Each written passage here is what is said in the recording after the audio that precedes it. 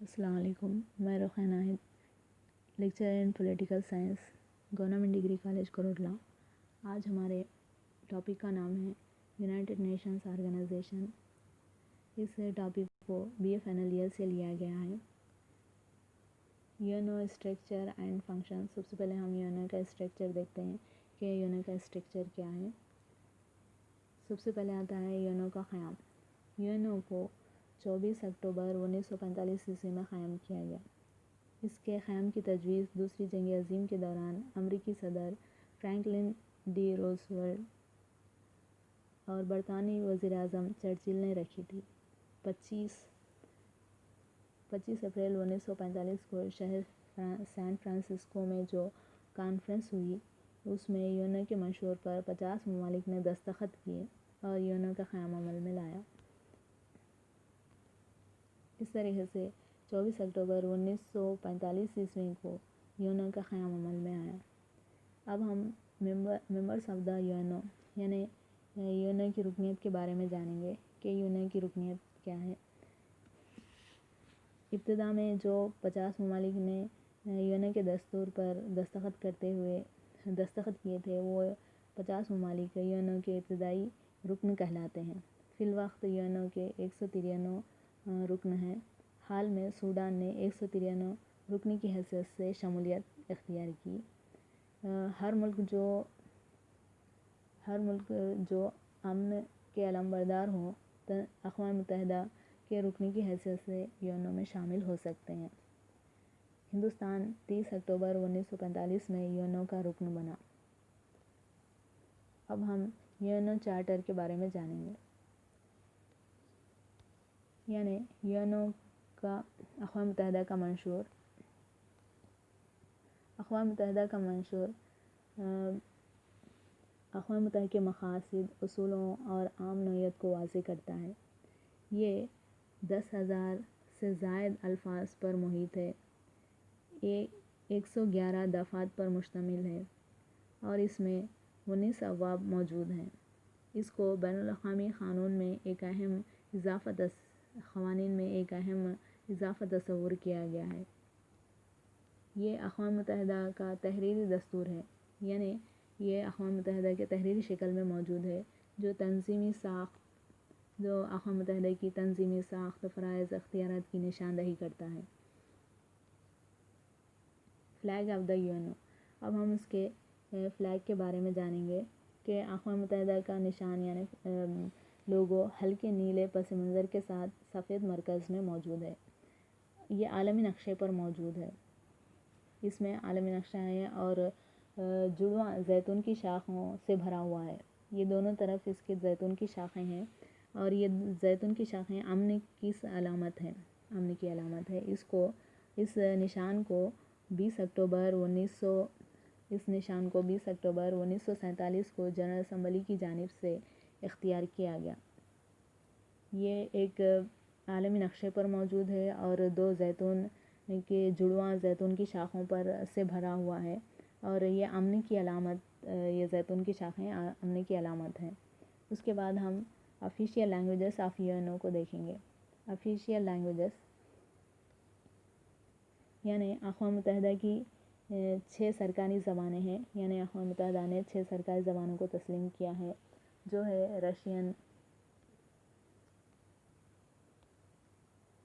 Russian, Arabic, English, French, Spanish, Chinese. یہ 6 languages ہیں اور عربک 1973 میں 6ویں زبان کے طور پر یونو آفیشیل لینگویجز میں شامل کیا گیا اس کو۔ اس کے بعد ہم آبجیکٹیوز آف یونو کو دیکھیں گے، یعنی یونو کے قیام کے مقاصد کیا ہیں۔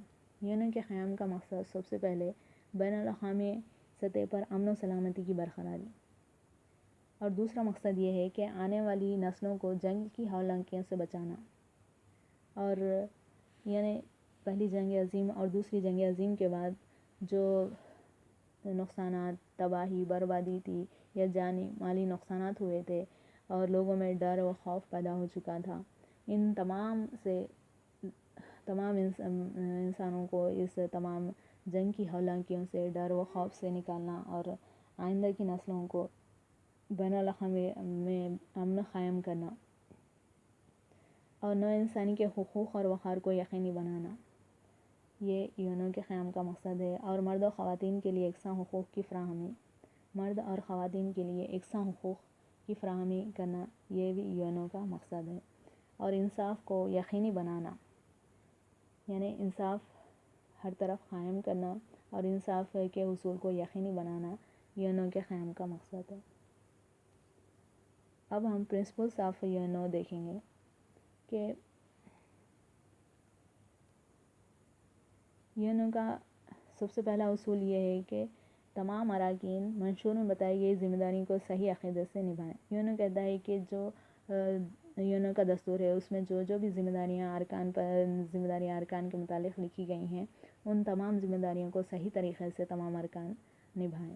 تمام ممالک دوسرے رکن ممالک کے خلاف طاقت کا استعمال نہ کریں، یعنی کہ جو 193 ممالک ہیں وہ تمام مل کر کسی دوسرے ملک کے خلاف اپنے طاقت کا استعمال نہ کریں، اور ان مملکتوں کی مدد کرنے سے اجتناب کریں جن کے خلاف اقوام متحدہ نے تادیبی کارروائی کرنے کا فیصلہ کیا ہے یا امتناع عائد کیا ہے۔ آرگنز آف دا یونو، اب ہم یونو کے آرگنز کے بارے میں جانیں گے۔ اقوام متحدہ 6 اعضاء کے ذریعے اپنے فرائض انجام دیتی ہے، جو یہ ہیں کہ جنرل اسمبلی، سیانتی کونسل، معاشی و سماجی کونسل، مجلس تولیت، بین الاقوامی عدالت برائے انصاف اور سیکریٹریٹ۔ یہ 6 اعضاء ہیں اقوام متحدہ کے، ان کے ذریعے اقوام متحدہ یونو اپنے فرائض انجام دیتی ہے۔ اس کے بعد ایجنسیز ہیں، یعنی اقوام متحدہ کی کئی ایجنسیز ہیں۔ یہ ایجنسیز عالمی سطح پر کام کرتی ہیں، جیسے کہ ITU یعنی بین الاقوامی مواصلاتی یونین، انٹرنیشنل ٹیلی کمیونیکیشن یونین، جس کو 1865 میں قائم کیا گیا تھا۔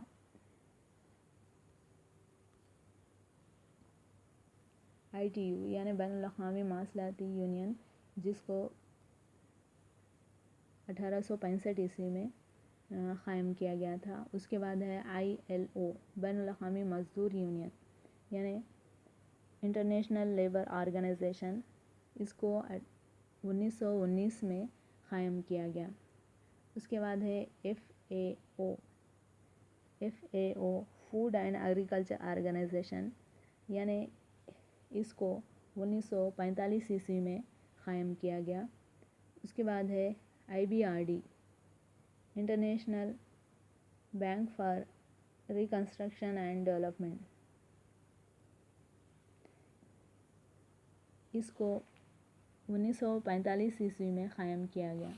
اس کے بعد اس کا اور ایک ایجنسی ہے یونیسکو کو United Nations Educational Scientific and Cultural Organisation, اس کو 1946 میں قائم کیا گیا۔ اس کے بعد ہے UNICEF United Nation International Childrens Emergency Fund, اس کو 1946 میں قائم کیا گیا۔ اس کے بعد ہے اور ایک ایجنسی ہے اس کی WHO عالمی صحت یعنی ورلڈ ٹریڈ آرگنائزیشن، اس کو 1948 میں قائم کیا گیا۔ اس طریقے سے ہم نے آج یونو کے ٹاپک میں سب سے پہلے ہم نے اس کے قیام کے بارے میں جانا، پھر اس کے قیام سے واقف ہو چکے ہیں۔ اس کے بعد رکنیت، منشور یعنی اقوام متحدہ کا جو لوگو ہے، اس کے بعد آفیشیل لینگویجز اور اس کے مقاصد، ایمز اور پرنسپلس، اس کے بعد اس کے اعضاء ہیں یہ اور اس کے ایجنسیاں ہیں، یہ تمام کے بارے میں ہم نے یہ تفصیلی طور پر دیکھا ہے۔ اب اقوام متحدہ کا یہ جو ٹاپک تھا اسٹرکچر اینڈ فنکشنز، یہ مکمل ہوا۔ امید ہے کہ آپ کو یہ لیکچر پسند آیا ہوگا۔ اللہ حافظ۔